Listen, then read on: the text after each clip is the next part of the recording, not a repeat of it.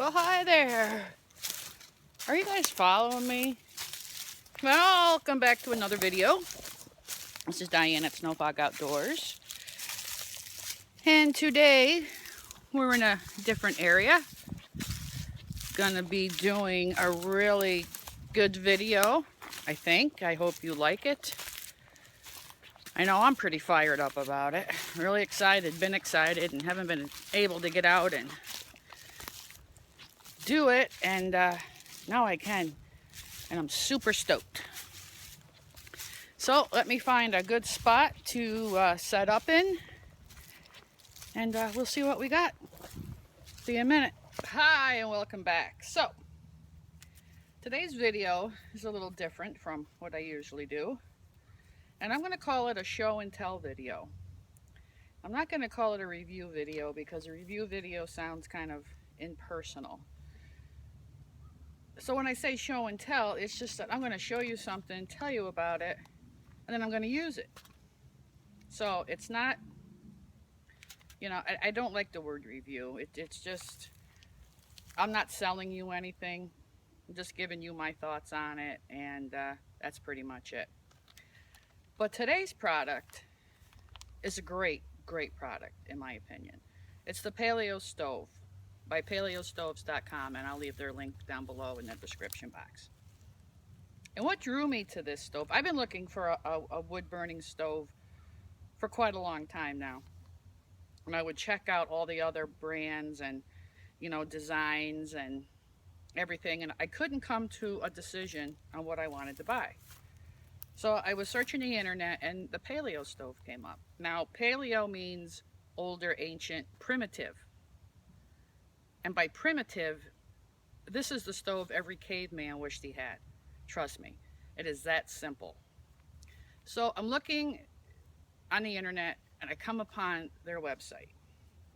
And I was reading about their philosophy and everything, and I was kind of like taken aback by what I was reading. First of all, it's made in the USA. Designed and made in the USA. And this is pretty much the only product I could find on their website. Now, the Paleo Stove is different from all of the others, because when I was looking at the others, you had an ash pan, and you had cross beams, and you had this, and you had that, and you could change it out to burn alcohol or solid fuels or whatever. I didn't want the mess. I didn't want to have to put a puzzle together in order to use the stove. I wanted to go out where I was going, set it up, burn it, cook it, whatever, and be done. But with this stove, it comes in this awesome cotton cinch pouch with a cotton drawstring. Great. Keeps your pack clean, you know, keeps the soot and everything off of your gear, and you can use it for tinder. Both the bag and the drawstring you can char. So that's an awesome thing. They give you this little card, tells you all about the stove. If I can get it open, my hands are freezing here. Simple instructions, everything step by step. Now I do have it in this Ziploc bag only because I fired up the stove once. In my opinion, let me put this away so I don't lose it. It's only fair to the company and the product if you at least give it one try. To take it completely out of the package, do your review or whatever on it, you're kind of going in blind. And I didn't want to do it. I wanted to give this product the best chance I could. So I fired it up once, and I was very impressed with the stove. Now, the philosophy behind their design is to keep it simple, keep it compact, keep it efficient. This is made of stainless steel, good grade stainless steel. It weighs roughly 8 ounces. Okay, there's 3 pieces. They're pretty much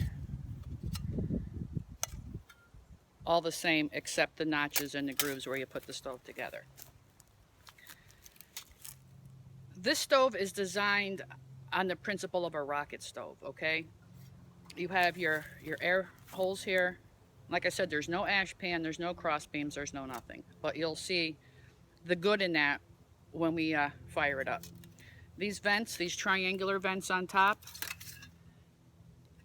right here, is what produces the updraft airflow, like a chimney effect. So you have your holes on the bottom, put your fuel in, and it works on an updraft. Simple. Very, very simple. Another thing that impressed me about this stove was Craig. He's the one I've been messaging and emailing back and forth. Awesome. He was there for me, was willing to answer any questions I had, any concerns, any comments. And, you know, I mentioned to him, you know, I've been looking for a stove, you know, but, you know, it's the kind of thing where you want to try first. And he was so generous and so kind to send me this stove to try out. And I'm like, well, if I'm going to try it out, I'm going to share it with, you know, my peeps on YouTube. Because I know a lot of people look for stoves and they don't know, you know, which way to go. So I figured, well, if I could show them a good product, made in the US, simple, compact, light, and I know that's important for a lot of ultralight people, hikers. You just want something that's going to do its job. You don't need some fancy, overpriced piece of tin with 100 moving parts. So, back to why I was attracted to this. Not only the price point, but it's how they approached with this stove. This design of stove is used in developing countries to save resources, prevent deforestation, and to save lives. They did a lot of research in these countries and found that women were in these huts over huge fires, breathing in all kinds of smoke and the toxins and pollutants that go with it, and they were getting sick. They were getting respiratory infections and all kinds of problems. But with these, all you're using in these stoves is biofuel. And when I say biofuel, what you find on the trail, what you find on the ground. You don't have to cut a limb, you don't have to cut a tree, you don't have to cut a branch. You can find the debris on the trail, on the forest floor, and just use it. The emissions out of this stove do not affect global warming at all. And they're using these design stoves in these countries, and they're doing awesome. Absolutely awesome. They're cutting down on the number of resources that are taken, and you're cutting down on disease. Because, you know, you work over a huge fire indoors or even outdoors all day, and you're breathing in all that noxious smoke. You don't want to do that. So, that's a little history on the Paleo stove. And like I said, it's 8 ounces with the thickness of about a nickel. You can put it in your cargo pocket, you can put it in your pack. And what it is, I'll put it together real quick for you. These just slide together like this, like this.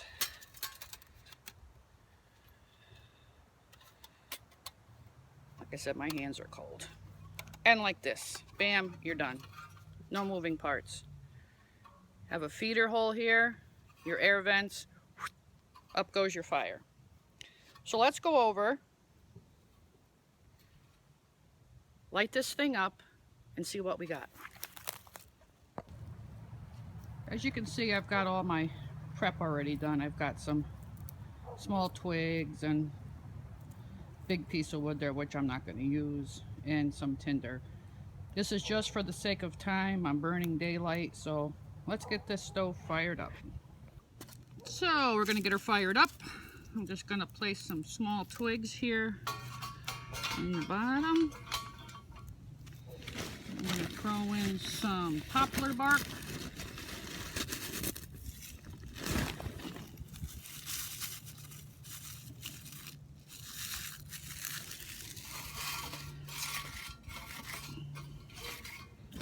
That in there. I'm not going to shred it up to take a spark. I'm going to cheat today and use a lighter. I'm stressed here for time, and you know I like to run my mouth a lot, so we don't need that.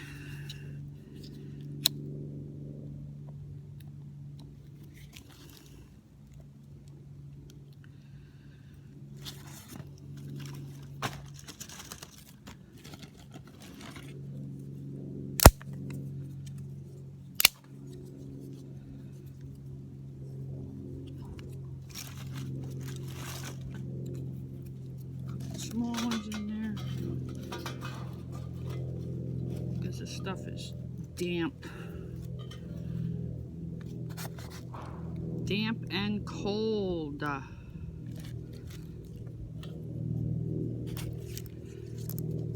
me get this down in there so it'll take for me.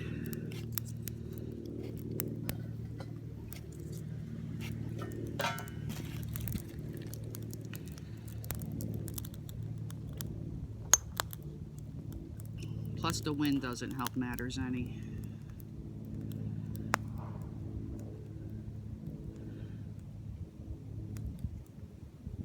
There's always something working against you when you're trying to get a fire going.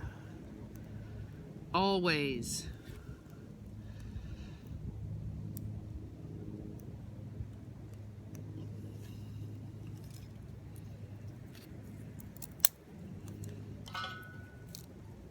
This is by no fault of the stove. Believe me.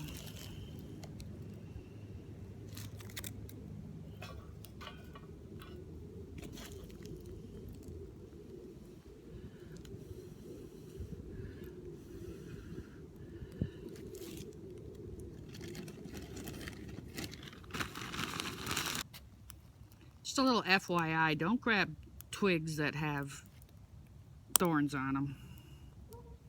Ouch. Now we're taking here. We'll let her get going a little bit, and then I'll put some more sticks in there. Now, I did mention earlier that this is a bio stove, that you can get your fuel right on the trail and in the woods, which in turn saves a lot of money. You don't have to buy any liquid fuel like alcohol. You don't have to purchase tanks. You know, everything is renewable with this stove. See that updraft take right off? I was going to say right up. Well, it is right up. Burns beautiful. Absolutely beautiful.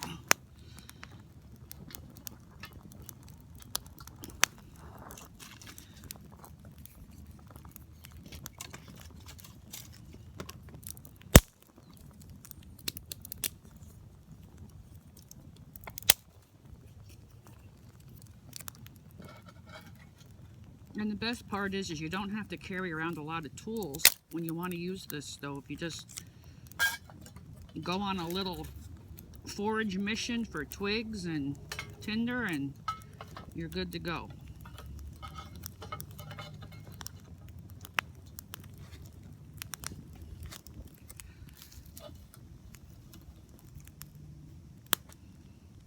And depending on the type of wood you use, your burn times will vary. Using softwood, that burns a lot quicker. Hardwood woods, they burn a lot longer. I mean, you could also, if you wanted to like if you found a thicker branch, you know, in diameter, you could take your saw and cut it in chunks if you wanted to.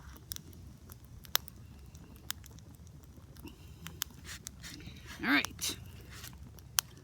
Let's see what it does with the boil test. My canteen cup, which is a little over 2 cups.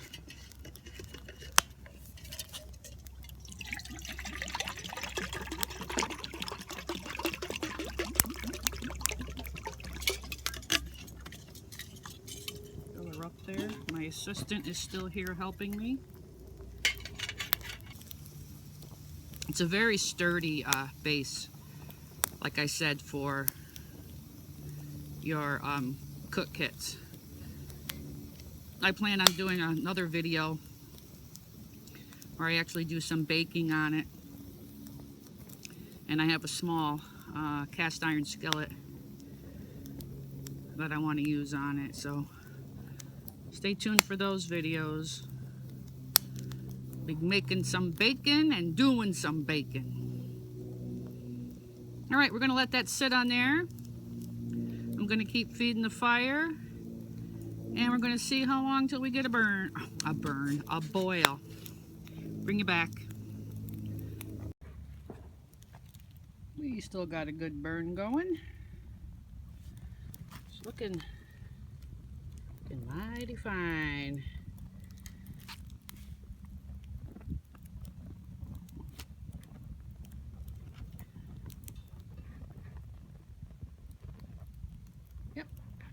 So we'll keep feeding the fire, and when we're almost to a boil, I'll bring you back.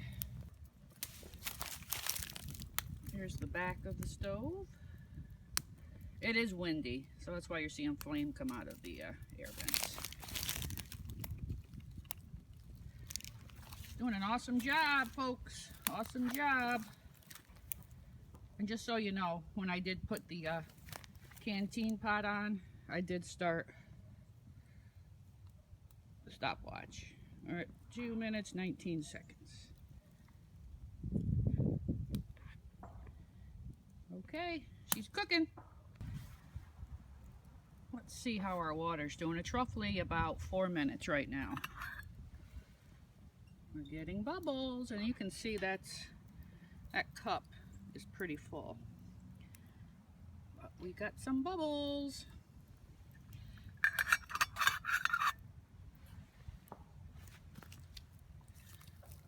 It is a beautiful day today. There's Nemesis Cat right there. He has been out here with me the entire time helping. He thinks he's helping. He almost dumped the entire project right over. But yeah, not a bad area. This is the area I am going to put my camp in. Just got to find the correct spot.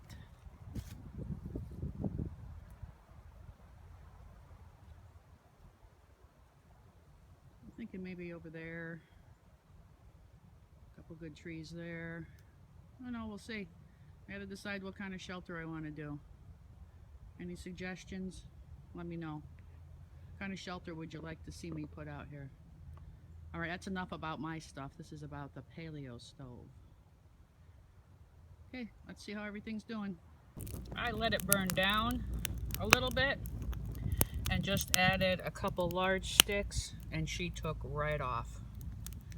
Pretty impressed. Let's see how our water's doing.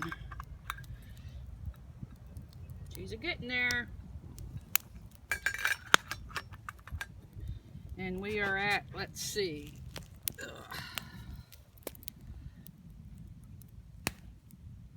6:36.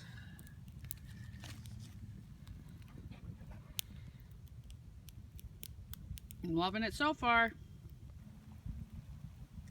I am pretty sure we have a boil. Nice coals. Some nice coals forming down there. God, you know, you hate to waste them when you see them too. Anyway, back to the boil. All right. Absolutely. Can I get a drum roll, please?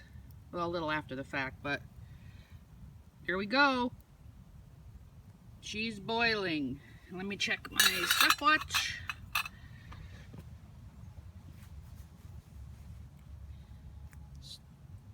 Stop it. And let me get you out of the sun here and focus. 11:55. So almost 12 minutes. But when I did the first boil test, I did it in a GSI type cup with lid, and that took just under 10 minutes. So with a larger canteen cup, it took about 2 minutes more. So there you have it, folks. The Paleo Stove. I really like it. And I really hope you liked this video. Thanks for watching, and until the next time, stay safe and do what you love to do. Thanks for watching. I'll see you on the next video.